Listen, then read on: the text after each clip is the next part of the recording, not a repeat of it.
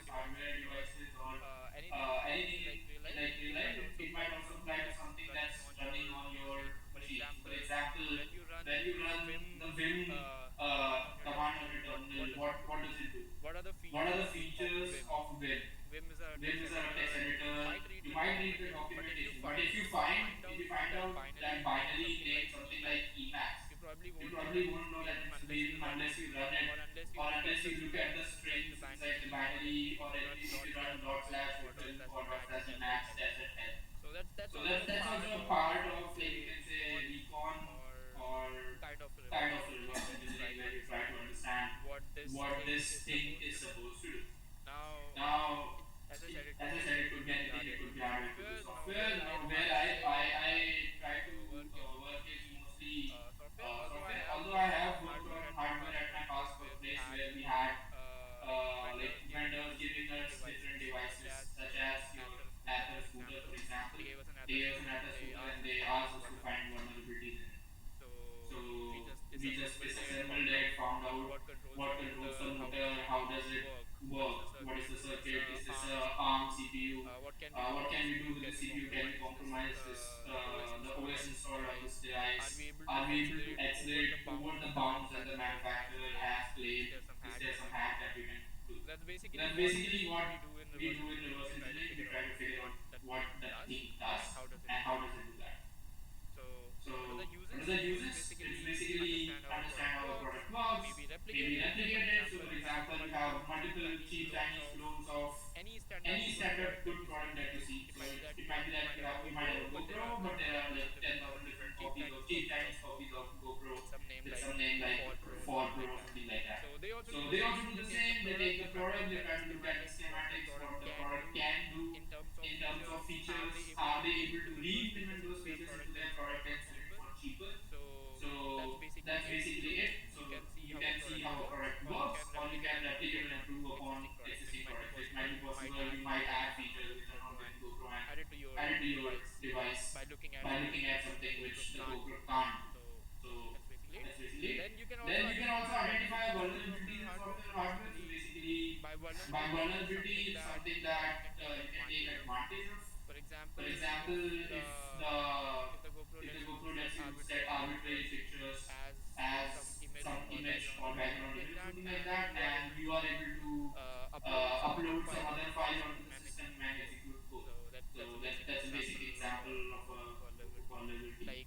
Like making or how to exploit them is basically making the system do something which is not supposed to do, and then create documentation or training materials. So now if you, let's say you are working on some site, you're an engineer, you see some device which is being used in the field, but you don't know about the device and it is very old and the documentation is lost. But that device is very costly. It is not like it's a very old system. It is not produced anymore. So what you can do is you can reverse engineer that device to create documentation for anybody new who learns a team on how to operate that device or how to train others of your team to operate that device. So that's also one good use of reverse engineering.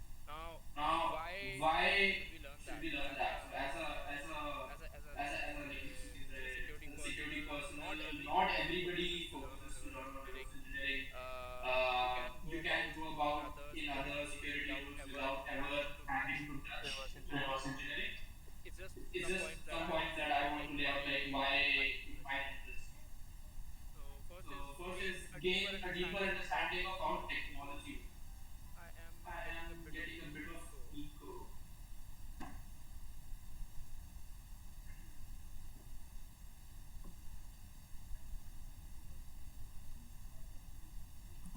Okay, I'm getting quite a bit of echo. So gain a deeper understanding of how technology works. So I can set this very clear that when I was at college, I did not have a lot of knowledge of how actual software worked or how basically large scale software is built, or even not that deep understanding of the operating system internals and things like that, unless I started to look at reverse engineering. To basically do reverse engineering, you need to understand a lot of components. That might be the target itself, but also where the target runs. So, for example, if you find an executable on your Windows machine and you run that executable, it does something. It talks to the Windows kernel, it talks to different remote services. So if it's doing something which you don't understand, if it's talking to the kernel using syscalls, and if you don't understand them, you probably need to get better at it to completely understand what the binary is doing. So it basically gives you a very deep understanding of how different technologies work. How does Linux kernel differ from the Windows kernel? How do threads function in Windows and how is it different from its So this you get like this you can only understand either by reading the manuals or by doing it yourself, or sometimes by reverse engineering. And how other technologies work. So let's say you are working at some company, there's some competitor that also has a similar product. You need to understand how they are doing something better than you, or how to mimic their product, or find something that they are not doing. So you need to understand that system better. So reverse engineering is the way to go. Now, develop problem solving and critical thinking skills.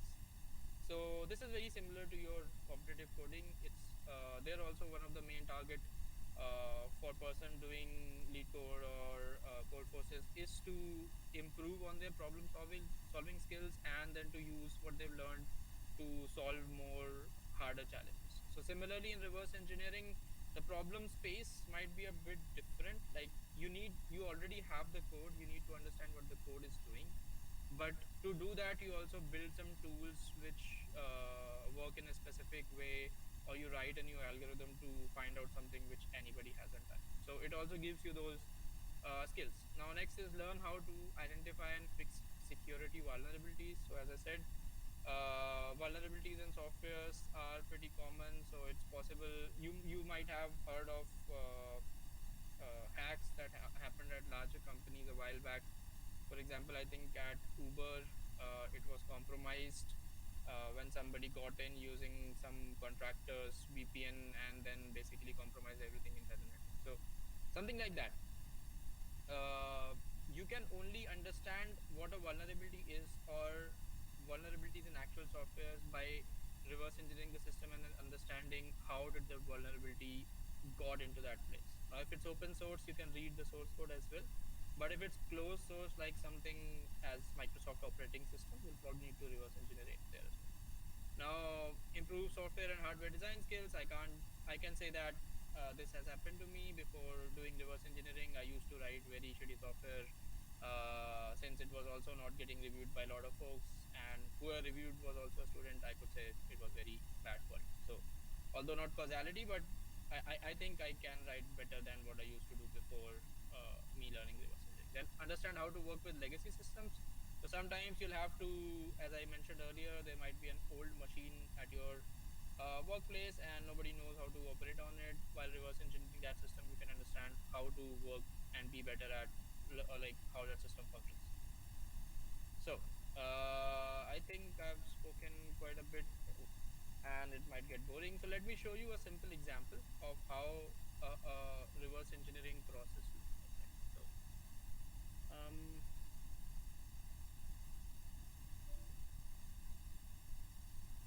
this is my terminal, and so let's say we have this very weird file. As I said, I call everything target. So I have got this target file. Basically, I want to know what this target file is doing. So it was available to me as part of a CTF, but for this simple demonstration of what a normal reverse engineering flow looks like, it should be okay. So first thing first, if I find something lying on the ground, I try to power it on. So if I see a power button, I press it and I see if it's turning on. And if it's a mobile phone, I try to see if I can unlock it to see who does it belong to and can I return this to someplace, something like that. So basically in this case, it's a software.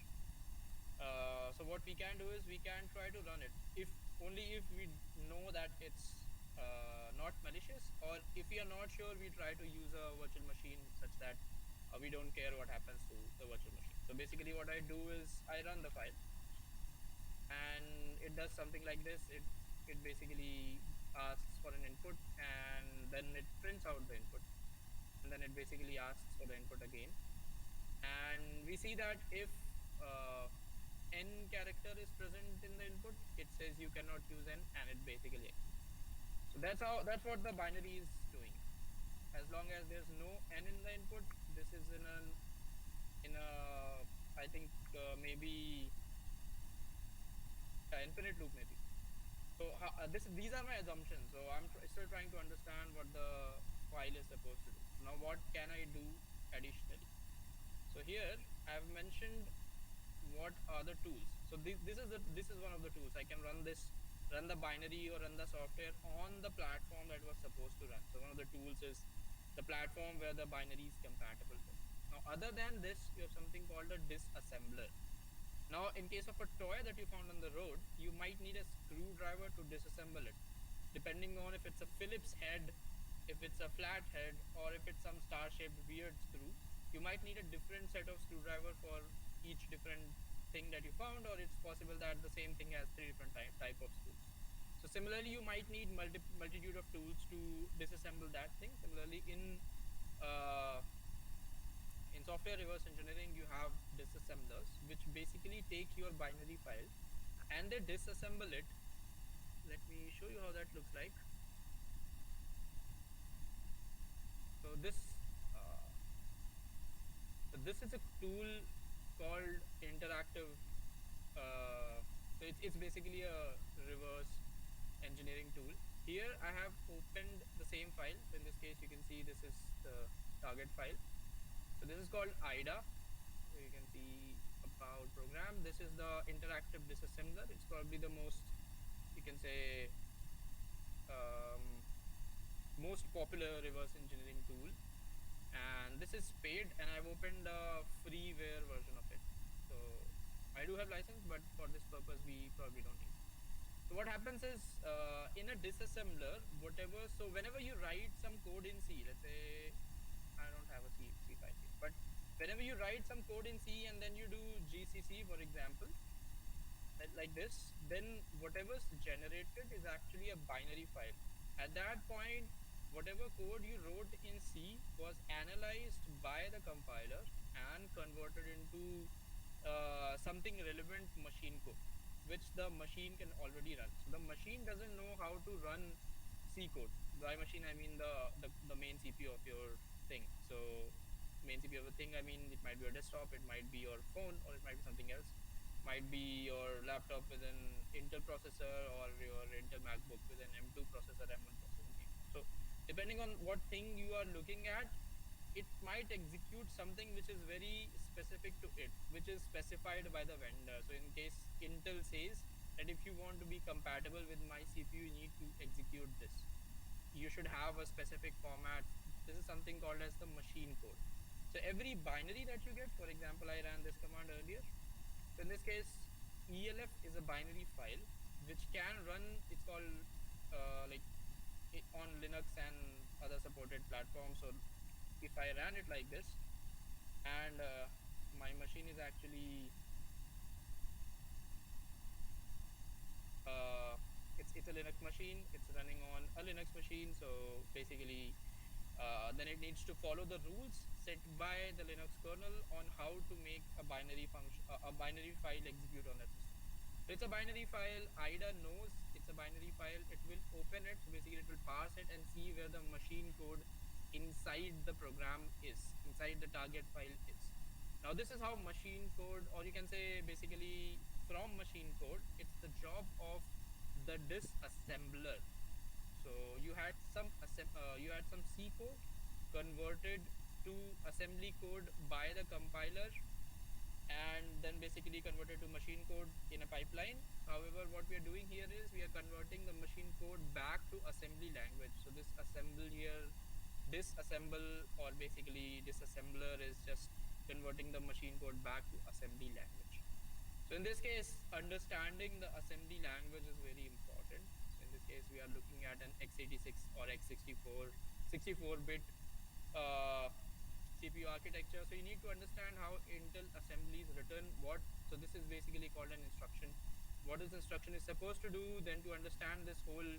So this is the code of your main function, and sometimes you can press like in this here. Is it back here?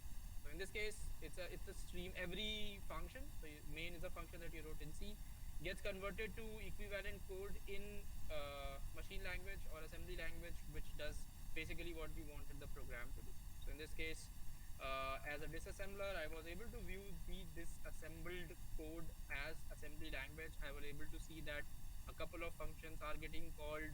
So there's another start function inside this main function that is getting called.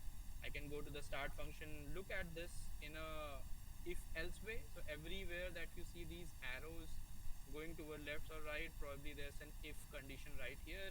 Everywhere that you see, so this is just a very brief overview of what I'm looking at, or how does the reverse engineering process look like. Every arrow that you see basically tells you where the code is supposed to execute after this. So if this is executed, an arrow is coming here, then that means these instructions will be executed. Now at this point we have two, so it's possible that this is a comparison check, maybe an if case or something like that, and depending on the condition is true or false, you might either execute this instruction or this. And this is what we call a control flow graph uh, in reverse engineering. And this is the tool to basically browse control flow graphs and stuff like that. This is a disassembler. Now you need debuggers as well. So debugger is something you don't know what the machine is doing, or the target is doing, unless you are able to stop. Let's say you have some hardware and it's not exactly functioning as it is supposed to do. By hardware it could be one of the JCB diggers that you see. So for some reason you are pressing the lever but its arm is not moving at all. Now how do you debug that? How do you find out what the issue is? You start the machine, or maybe you don't start it. You see, you have a look around if everything looks okay, if something is broken. So that can be done statically. I mean, you don't have to start the engine and you don't have to browse around or move it around. So you can look at it and see if it's broken or not. If it's not broken, then you probably need to start the engine and see what happens when you press the lever. So this is a basic idea of debugging. Even in your normal software development workflow, if you are writing some C++ code and it's not functioning the way that it was supposed to, you can use on Linux, you can use something called GDB, called the GNU debugger, which lets you stop your program at different places and then the look at different values of variables. At this stage, what I've done is I've started my target, or I've started the JCB engine in this case, and I've basically stopped. I pressed the lever and I looked at what's happening inside the machine right now. So I basically stopped everything else and I'm seeing what the direct effect of something from my viewpoint. So that's basically what happening here. We can have debuggers, we can have disassemblers, and then one cool thing that's there is called decompilers. So this is the reverse process of compilation. In compilation, you take some simple C code and it get converted to uh, a binary file. For example, in a decompiler, it's the opposite. You take a binary file, it gets converted to somewhat equivalent C code. So that's what happened. The IDA is a very like you can say mix of tools. It has a debugger, it has a disassembler, it also has a decompiler. So I can directly decompile this function to see what was the code of this function. This is what the start function is supposed to do. This is what the main function is supposed to do. It is calling a bunch of functions and setting the buffering of the std out and std in.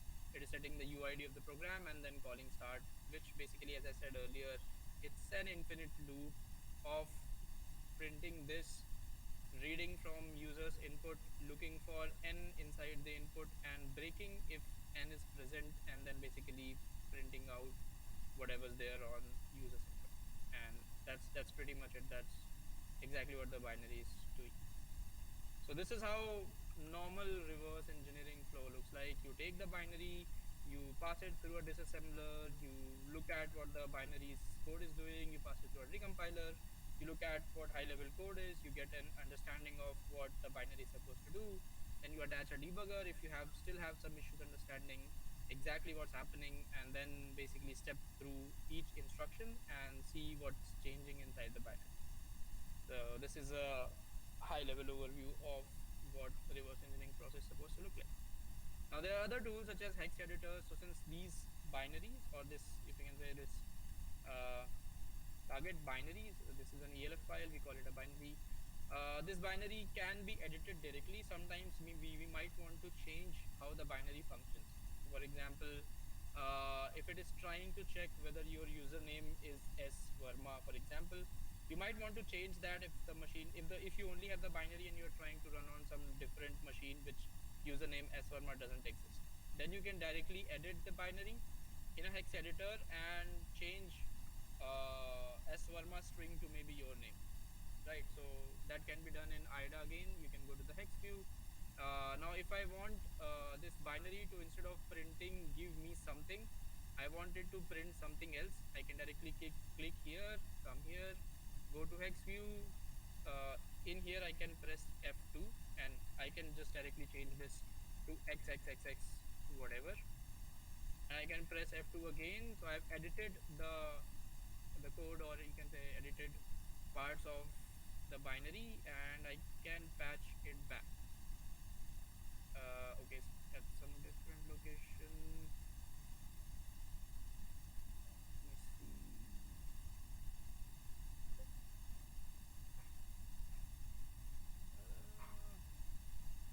I don't have that file.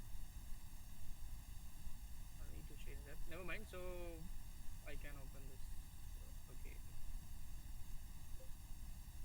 Just give me a moment.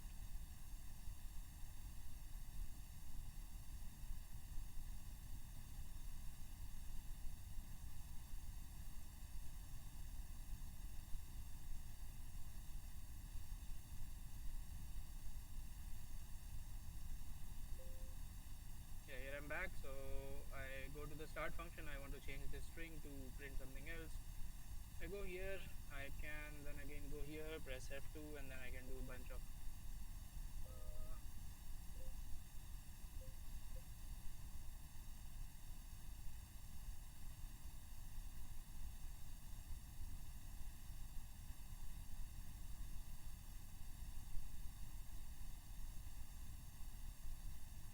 my keys are behaving a bit weird. So now I can do this. I can press this again. I'll go to edit, patch, and apply patches to input file. Now if I run this file again,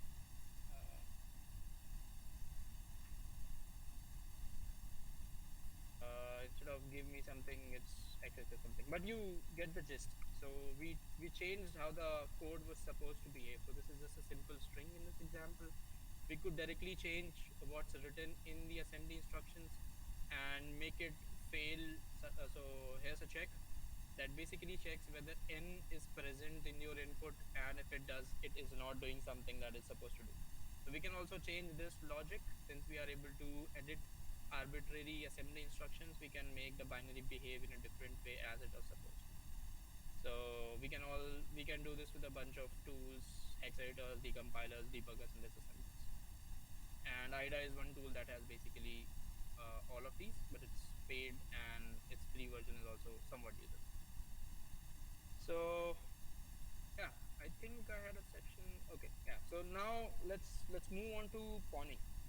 So if you look at this binary, if you look at target,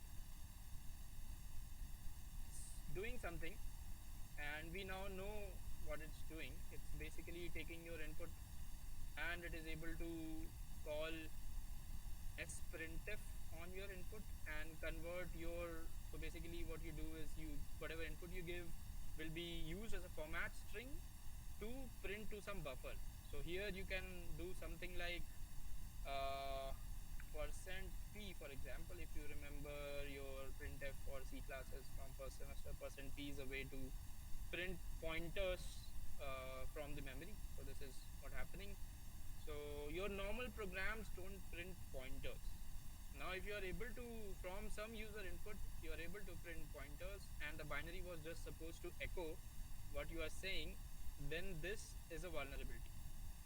That means the program is conveying extra information. So what exact information it should have conveyed is this string, and in this case it's this string, but instead of returning this string back, it is giving me some extra information. So this is a state maybe the developer didn't know about, and they use this program to just make an echo server. So if this is something like that, and we are able to extract more information from the system, it might be a vulnerability. And pawning is the process of finding and exploiting such vulnerabilities. So here we can also do some arbitrary. So this is just an example. Like, we are able to look at memory pointers, and it might be usable. Like, how is it useful? That might be a bit harder to explain in an intro class. But pawning is the process of finding and exploiting such vulnerabilities. Now this is a memory vulnerability, since we are able to leak something from memory. So this could be a memory vulnerability, but similarly we have different vulnerabilities in, let's say, web components of a website or an app that is installed on your machine. Maybe it has weaker encryption and it's supposed to hide some files, but you are able to recover anything from somebody else's device. So these are all something which we call vulnerabilities, and how you take advantage of them is what we call an exploit. So for example, if it has weak cryptography implemented, you are able to run hashcat on your machine to find out hashes of passwords and basically crack that cryptography implementations and unlock the folder that you weren't supposed to. So this is what we call an exploit. Now, why would someone do it? So first is, why would someone do phoning? Like, why would someone try to learn phoning, or why is it useful? Why is this pointer thing that I'm showing you, or how do I even know this is a pointer, and why is it useful? Now, why do we do that is, again, as I said, reverse engineering is a very wide, like vast field, and pawning too is a very vast field. Now, first is improving system security. This is also a copy of some slide that I did at some other place. So by learning how to exploit vulnerabilities, you can better understand on how to defend such other attacks. Now, in case, let's pick a very simple topic of lock picking. So if you search on YouTube, you will find hundreds of tutorials where,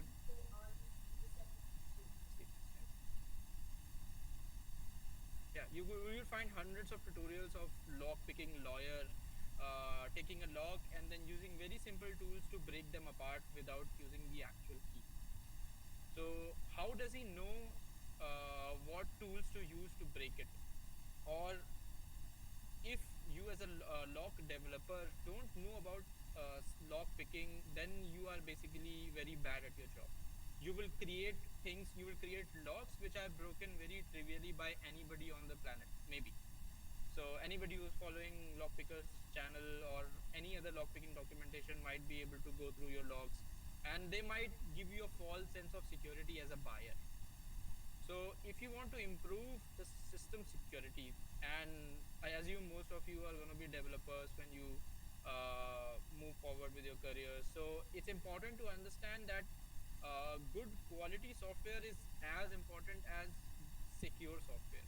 So that means even you write good code, you write it in a well structured way, everything is very structured, you have comments in place, you have tests in place, but if the software doesn't give you any sense of security, or if it's not secure at all, then it's not usable. It's as bad as the next bad software. So as a developer, we should understand how to improve the security of things that we build, and it can be achieved by doing what the attackers are doing. So we can learn phoning as attackers are also doing that.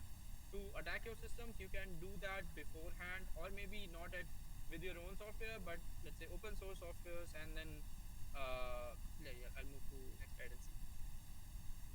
Now, contributing to open source projects. So there are a lot of open source projects which give you bug bounty for finding out vulnerabilities in their implementations. And you can ping me after the talk on Discord or whatever, and I can tell you, show you where these places are. Now, if you understand that technology, if you understand C, or if you understand JavaScript, you need to understand how do vulnerabilities creep into that code, or what are vulnerable patterns of code which you can easily find out. Now, once you are very good at doing that, you will be able to obtain, or you will be able to find bugs in larger code bases, not just a CTF binary or a CTF C code base. Larger binaries, by I mean it could be the browser, like Chrome browser I'm currently using, or any software which people use in production written in any language of your choice. So based on where your technical skills are, you might be able to get some bounty out of it. And this is a very lucrative business. Very smart people thrive on just bounty money all across, and they could even reach to millions. And you could look on programs called HackerOne or things like that. So that's that. Now, strengthening the understanding of computer systems. So as a student, this was something that I was more interested in, and I never gotten a bounty, or you can say a good bounty, or I did this as a professional, like improving system security, when I got into company, and then I looked at code reviews of different peers and found out vulnerabilities there. But as a student, this was my main task: strengthening understanding of computer systems. So to like basically be good at phoning, you need to understand a lot of stuff: the operating system, the hardware, assembly language, debuggers, disassemblers, and all other things like reverse engineering, other things combined. Even good code browsing tools, how to use what everybody else has built or how other tools are built.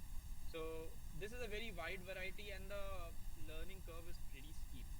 So while doing that, if you have like inspiration and you are able to persist through all of that, you'll be very good at understanding any new computer system given to you. So this is what the main motivation other than playing CTS was for me for learning reverse engineering and coding. Now, what to do? So this is all well and good. This is just theory. We were throwing ball around and discussing, or just it's just me telling what I know about reversing and coding.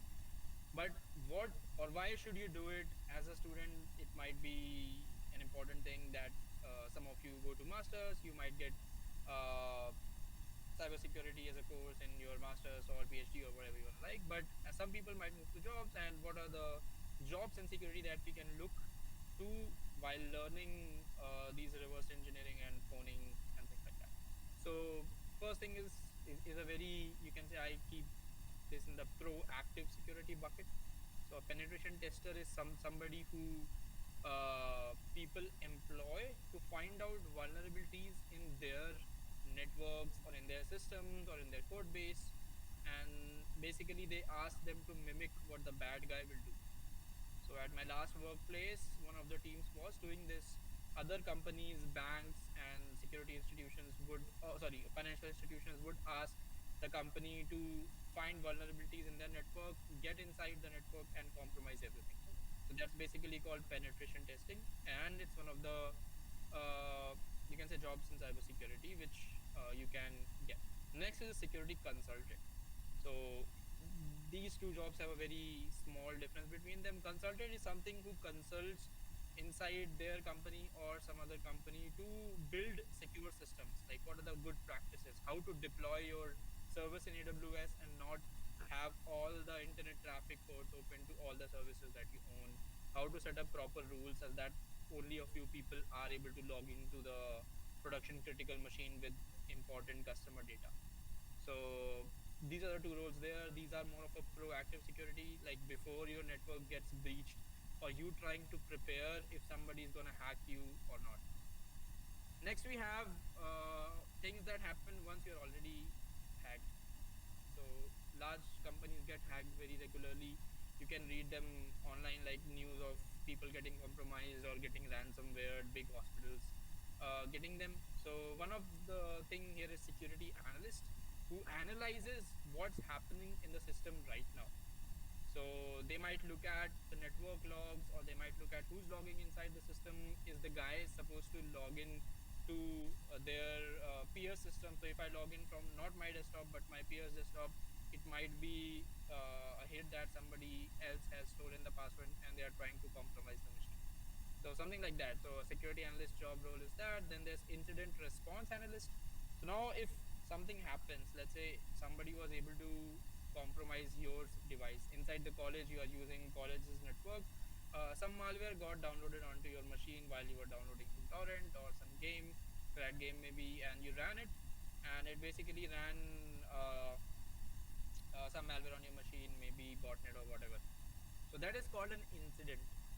Now, in companies, now in college, you are the sole owner of your device. You can do whatever you want. You can format it. You'll do whatever you want. But as somebody who works in an organization, you are not the owner of that device, and the organization is. And anything, if it happens, it might be critical because some company data might be there, maybe financial data or customer data, and somebody who leaks it or basically finds it outside of the company might harm the company's reputation. So this is what we call an incident. If something like this happens, if malware is executed on your machine or files get stolen off of your machine. So there are specific people who can analyze what happened. It's called an incident response analyst. They will look at the logs of your machine. They will take your machine, freeze it. They will see what happened, which binary was downloaded from which site, what does that binary do, what it is trying to change on your system, and then reverse engineer that binary and find out what exactly was stolen from your machine. Now that binary could also be a malware. So there are specific roles called malware analysts, where they reverse engineer specific malware. So malware is a very wide field, and they have a dedicated role. People who can find out how to reverse engineer malware, or what the malware is supposed to do, how do we prevent it. So if you remember the story about Mark Hutchins stopping the world's largest malware spread by just creating a subdomain, by just registering a subdomain, and everywhere that ransomware stopped. So he was a malware analyst. Now, as a job, so these are more technically in-depth jobs. As you see, I've repeated malware analyst twice. One is like this is like there are dedicated companies called antivirus vendors. So similar to our company earlier, the old technology was to install an antivirus on every machine, which will watch what files get downloaded to your machine, or when any binary gets executed, what it is doing. And if it finds a pattern that is classified malware, or it is trying to do something bad, maybe opening each of your files one by one and then encrypting and then writing it back, then as an antivirus, it will stop that execution and will try to flag that this is a bad file, delete it from your drive. Now, next is vulnerability researcher and reverse engineer. So, it's vulnerability researcher is something, people who try to find out vulnerabilities in softwares. Basically, that's the job role. They can try any target. So, at my past company, I was somewhat of a mix between this and this role, and they might probably be the very, you can say, most challenging job roles. They're very research driven. You pick your own target. Let's say if you want to attack Google Chrome, you try to learn about the target. It's a very hard, let's say, reverse engineering process, finding out what the target is built up of, what each component is supposed to do, how do we find out bugs in those components. And yeah, that's pretty much it. So as a vulnerability researcher at my past role, it was very, you can say, challenging job. Now, how do you get better at something, like something like reverse engineering or phoning or cybersecurity in general? So one of the key things as a student that you can do is play CTFs. So CTF, as I mentioned earlier, is a capture the flag, or it's called capture the flag, and it's a, you can say, a hacking contest where they give you broken systems, intentionally broken systems, and then they let you find out vulnerabilities in them, and then they ask you to exploit it to get points. And whoever has the most points gets to win maybe a monetary prize or something like that. So one thing that got me good at cyber, or not good, you can say okay at cybersecurity, is by playing CTFs. I got to know more and more about problems in cybersecurity. I got more exposure talking to other CTF players who might very much be professionals working at some places. They might not all be students, and it also gave me exposure to very different fields of, let's say, machine learning and things like that, which I had to use for solving exercises in CTFs. So playing CTF as a student is very good investment if you want to get a job in cybersecurity, or remotely be connected to, you can say, even as a developer, be connected to somewhat to cybersecurity, so that you can build better code which is secure by design and things like that. So thank you for following. This is my handle. I don't have a college email ID, but on Discord, I am on the programming club servers. You can ping me. And now I would show you what pawning actually looks like. So as I mentioned, pawning is the process of finding and exploiting vulnerabilities. Now here I mentioned that with this input, it is mimicking, or it is just echoing back what our input was. But with this input, it is giving us something which is not equal to that. So there's a problem, there's a vulnerability with this code. So there's a vulnerability with this code. How do we exploit this vulnerability? Now, what we basically can do is we can look at what's happening here. So this is a part of phoning. We do some data flow analysis. So what we do is we look at some data. This is your normal C code. There's a buffer of 256 bytes called S. Read is getting called. That means information from 0 means stdin, and I think it's F.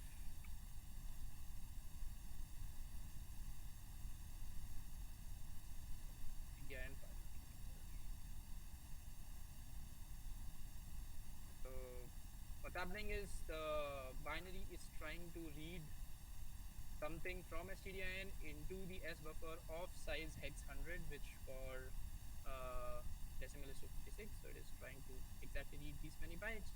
And then strchr. So what strchr does is basically returns a pointer to the first occurrence of character C in string S.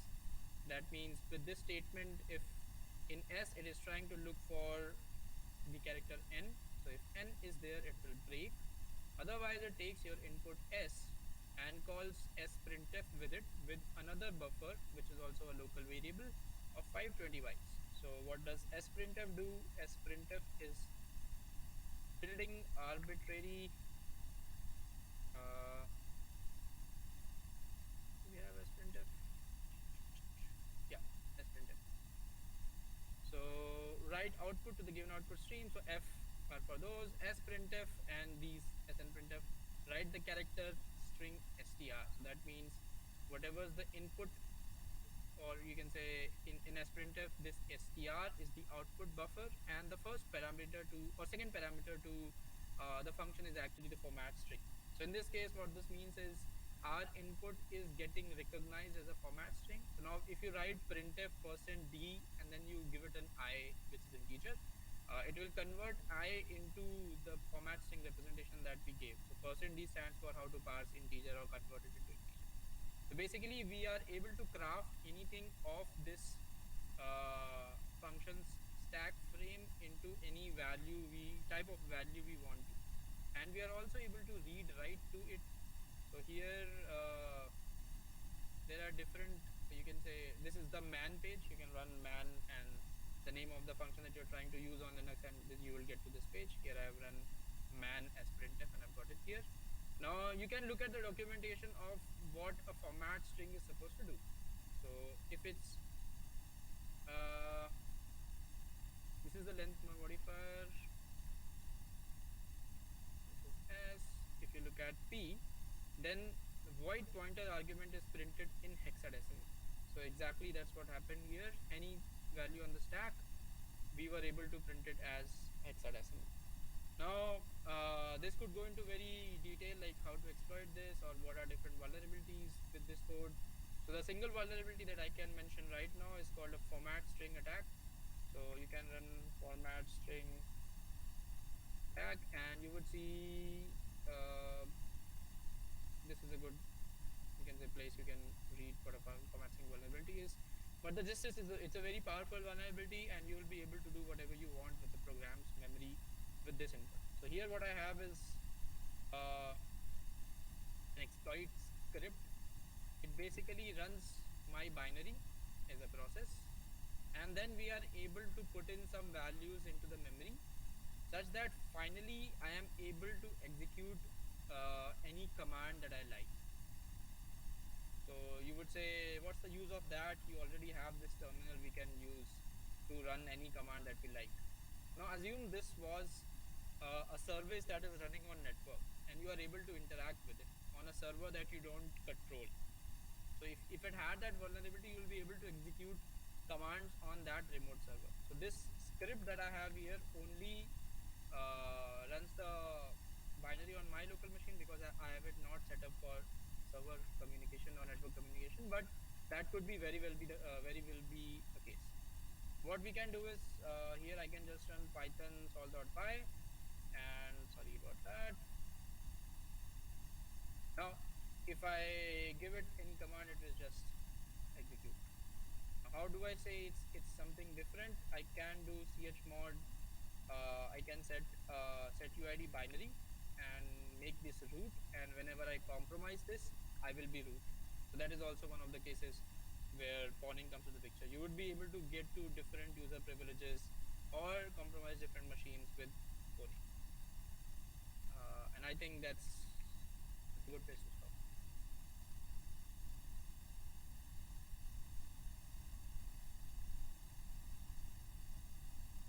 Do I have any questions?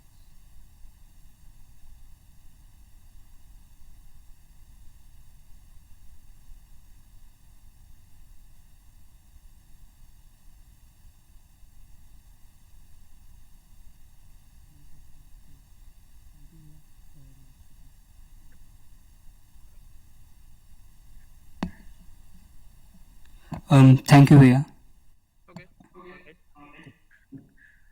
You can find me on the Discord server. I usually respond maybe in a couple of hours. So yeah, see ya. Thanks, guys.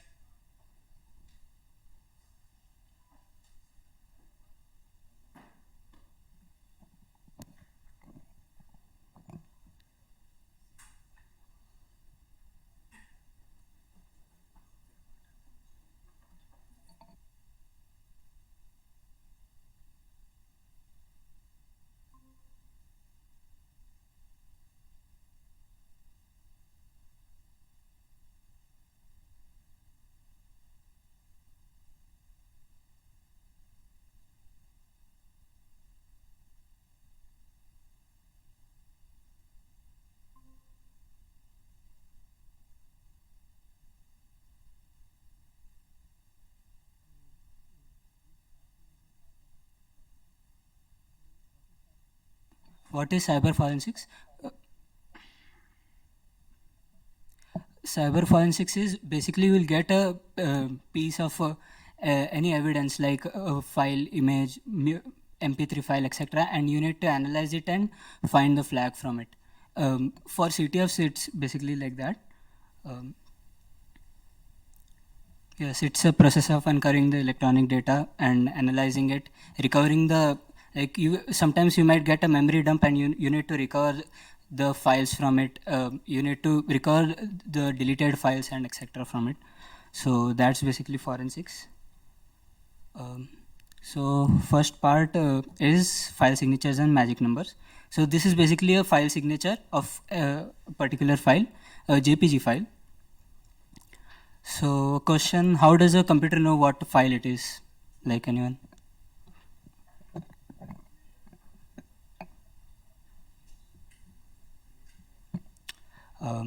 No.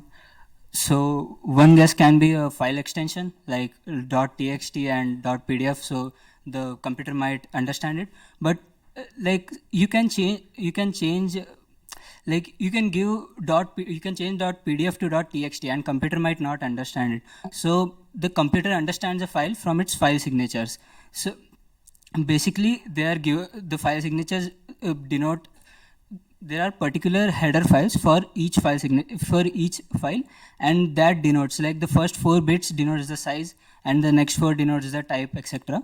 In CTFs they might corrupt these bits and give you the corrupted image and you need to find the flag. So like for example,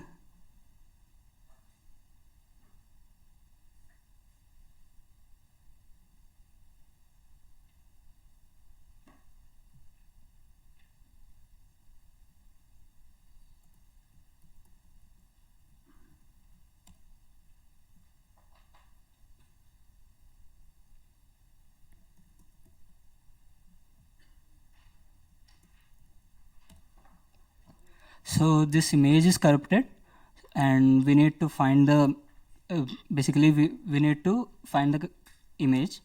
So you can see that the image is JPG file and there is a tool hex edit which basically edits the hexadecimal. You can see that the first all 4 bits have been set to 0, which basically corrupts the file. So here is a list of file signatures. You can look it up. Like it is the first 4 bits, first 8 bits of some common files. So for JPG,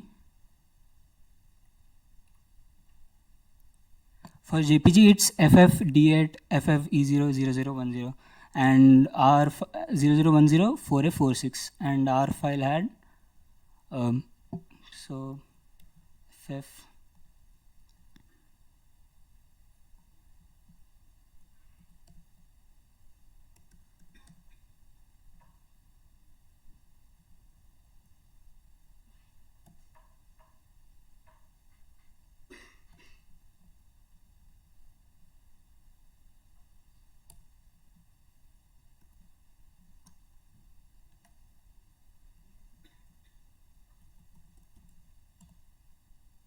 can see the image has been restored. So hexedit is a tool to change the magic numbers and or the file signatures, we can say.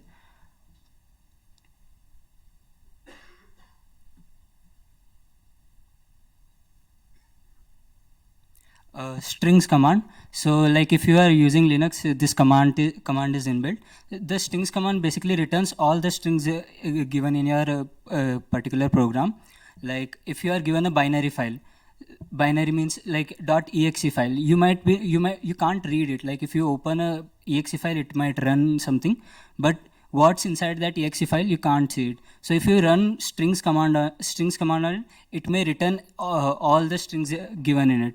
So like this is one of the most basic questions CTF. You will be given an image, and the flag is the string, it's in the image, and you need to do just strings and the file name, and the flag will pop up.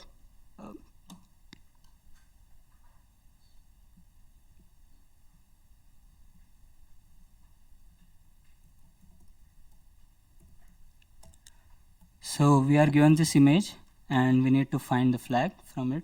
So just do strings and the file name. You can see that this is the flag. And if you don't want this all other stuff, so there is a command grep. Grep is basically control F. It just returns you the particular string with the given. Like if I'm writing the secret, it will just return the string which has secret in it. That's it.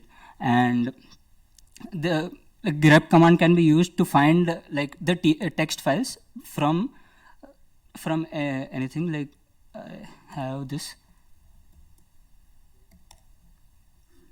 This folder contains so many folders and so many files, like, and it has like written something rubbish. So you need to find the flag from it. The flag is somewhere in it. So you can write just grep-nr. You can see that the flag was here. The nr stands for recursively. Like you can watch the complete, like the guide here, man grep. So if you read this, you will get like what commands can be used, and for anything you can do man hex edit. So it will return like how the hex edit can be used, etc. So yes, and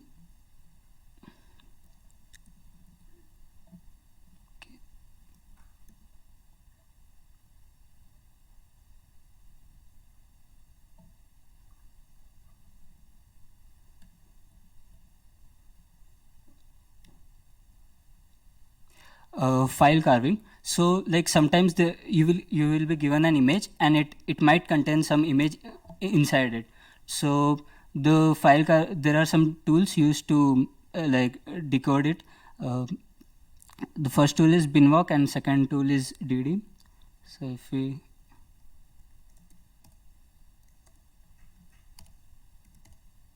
yes, so you are given this image, I need to find the flag from it. Like if first you will do the strings, it might not give you anything. So the binwalk command for it,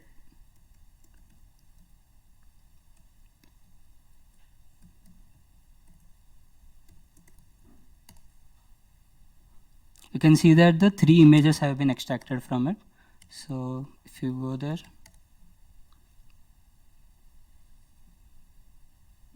this was our image, this image, and this image was extracted. So you can see the flag was here. And the recent PICO-CTF question, it is basically the same question. Like you have given this image, you need to extract it.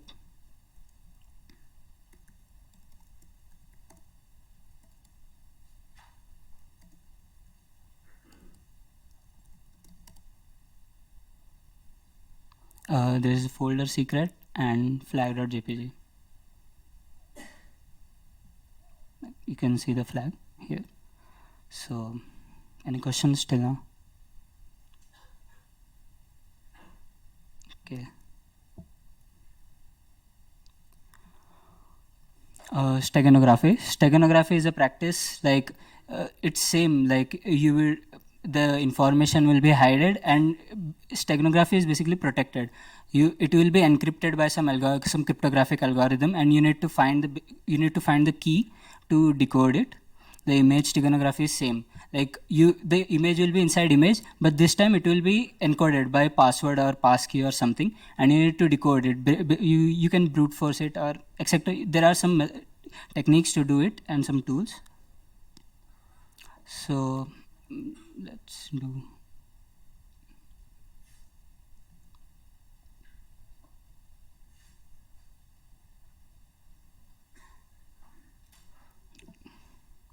Metadata.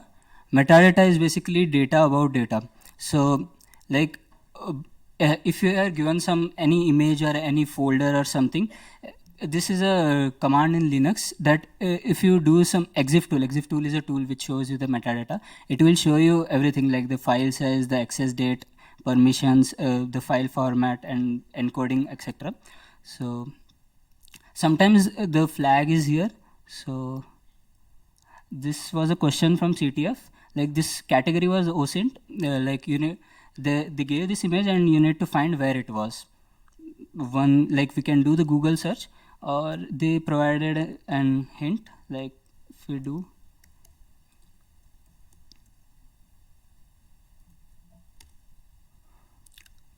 you can see here. This is something like anyone knows what it is. Yes, it's Morse code, and if you will decode it, basically it will give you the coordinates where it is. And yeah, and this question was from BBCTF, and like wait, let's cover the next slide. Steg height. The steg height is basically what I told you, the image steganography, that it is encoded by some password or string, and it is graph theory approach, and you need to basically know the passkey to decode it. So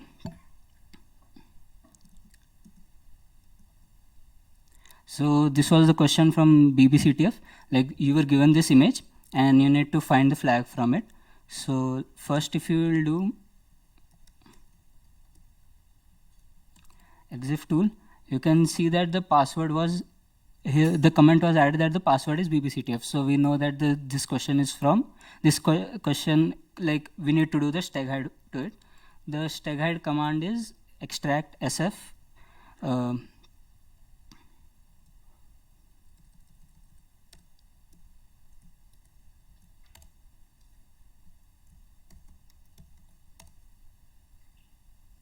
You can see that some data.txt has been extracted, and it's just a data. So anyone know what we can do with it? Like any guesses? We just got these coordinates, and what can we do from it?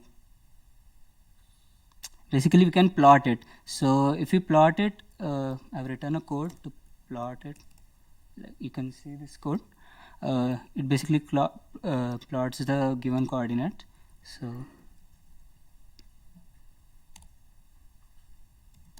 as you can see, flag.png has been added. So if you open this flag.png, it's a QR code, and if you will scan this QR code, basically you will get the flag.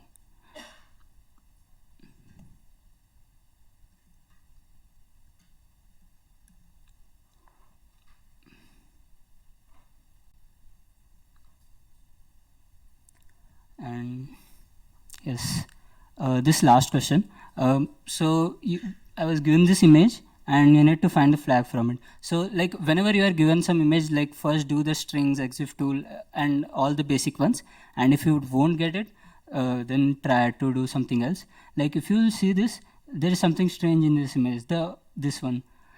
Actually this is an Australian barcode. So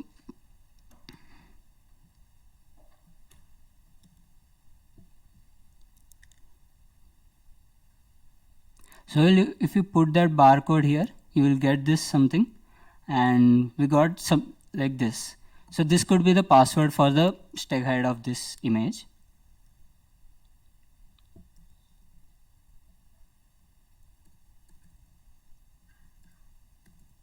Yeah, you can give the password like this also, -p, or you can just press enter and you can enter the password at passphrase. So you can see that the treasure.zip has been extracted from it. So if you do, the file has been added, treasure.zip, and the flag is here. So if you extract this flag, it's asking for a password again. So like you can note down that there is a tool called John the Ripper. It basically brute forces all the password. First it creates a hash of a zip file, and it brute forces some of the common password. There is a password list of, I guess, like 1 lakh or 1 million, a common set of passwords. It brute forces it and tries to extract the correct password. So like you can figure it out later how it works. So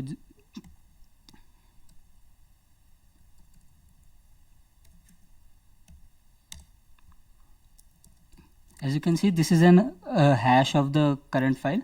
First it creates a hash, and then it decipher it.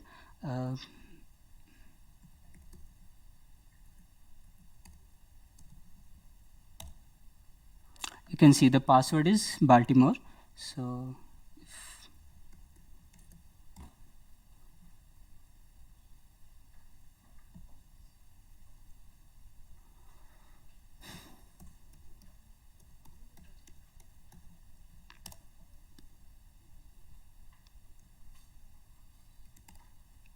as you can see, like the 2 files has been added. If you find me, so you're given this, you are closed. Do you know GPG? GPG stands for GNU Privacy Guard. Like you can read about it. It's basically an encryption algorithm, and it also requires a password. So again, we need a password for this. Like if you just open flag the given file, it won't open. Like it will give some rubbish. So there is a command for GPG, this, but we need the password. It says that the password, I think you have the password, just get back to your notes. So like the password is this, like I tried many things and then finally I got this. So this was basically the password for that. And if you do this, it will ask for a password.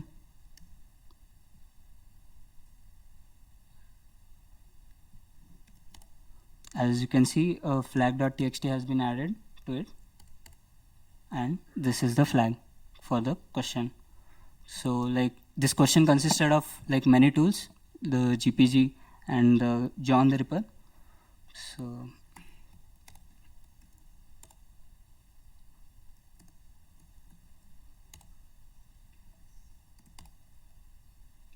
also, like in steganography, there is a part called text steganography. Like they hide the data in the plain sight. It's like basic. So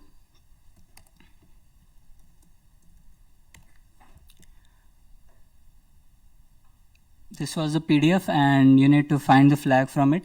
Like we can clearly see that some of the text has been given in bold. So if you just do,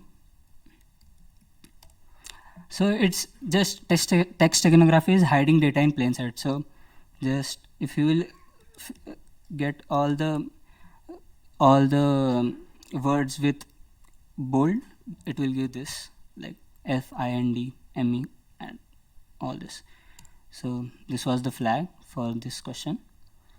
And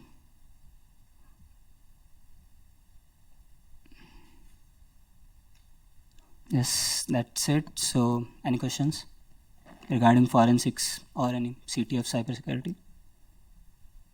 Okay, so just like you can go to this website and just start solving the CTFs, and you can start solving Pico CTF. So that's one of the basic CTF, beginner friendly CTF website. And if you don't get the question, don't get demotivated. Like you can always ask any seniors, or you can post it on the Discord group, and you can always search on Google. Like Google is your best friend. You can learn all the commands from Google and how to use the tools, etc. So yes, thank you.